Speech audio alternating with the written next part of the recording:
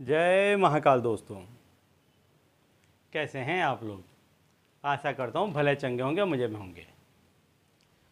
दोस्तों, चंद्र जो है वो व्यक्ति के जीवन में सबसे ज़्यादा प्रभाव डालने वाला ग्रह है।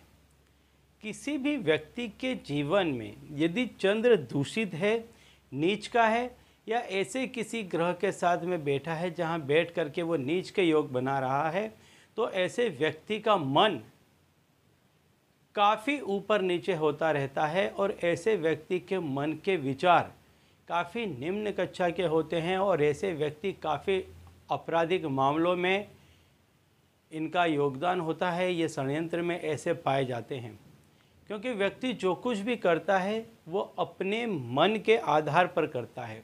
जब उसके मन में कोई चीज़ चलती है, किसी चीज़ की बड़ी सोच चलती है, उसी तरह से व्यक्ति आगे कार्य करता है, चीज़ों को अंजाम देता है।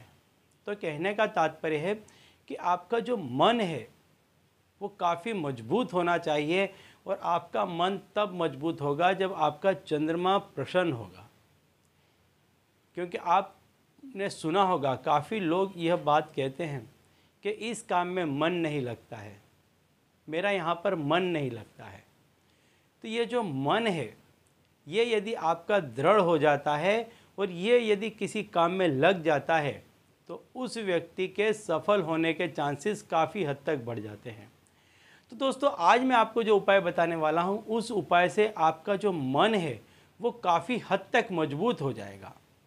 और जब आपका मन मजबूत हो जाएगा तो आप जो कोई भी निर्णय लेंगे वो काफ़ी मजबूत निर्णय होंगे और आप जो कोई भी काम करेंगे उस काम में आपको 110% सफलता मिलेगी।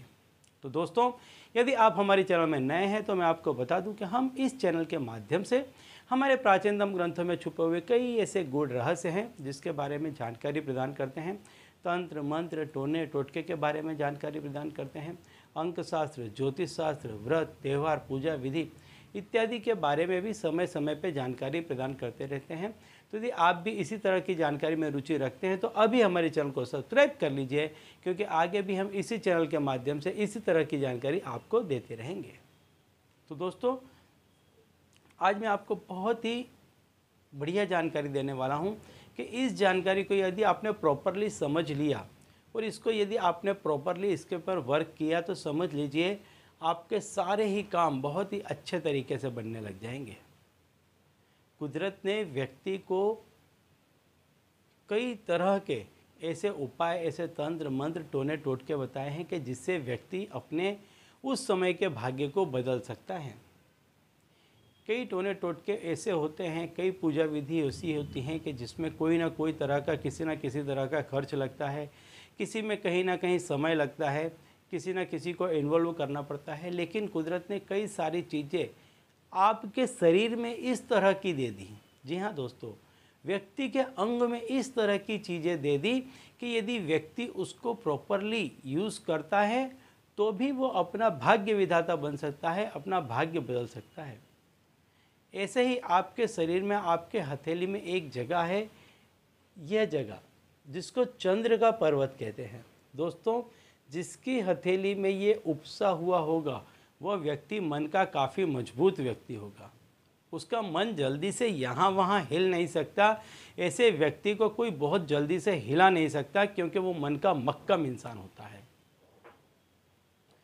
और जब रात्रि के समय आप सोने के लिए जाते हैं तब आपका मन काफ़ी शांत अवस्था में होता है। पूरे दिन की भागदौड़ भरी ज़िंदगी से थककर जब आप सोने के लिए जाते हैं तब आपका मन निश्चल हो चुका होता है।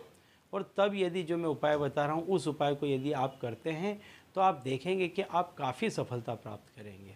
यह उपाय आप सवेरे उठते के साथ भी कर सकते हैं क्योंकि तब भी आपका मन काफ़ी शांत होता है।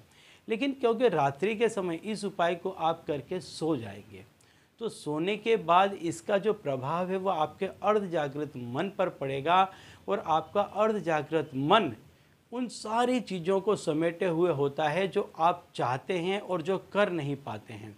तो ऐसी चीज़ों पर इसका सीधा प्रभाव पड़ेगा और आपको वहाँ से सारे ही रास्ते मिलने लग जाएंगे। अपने आप इस तरह के काम होने लग जाएंगे कि आपके सारे काम एक के बाद एक बनने लग जाएंगे।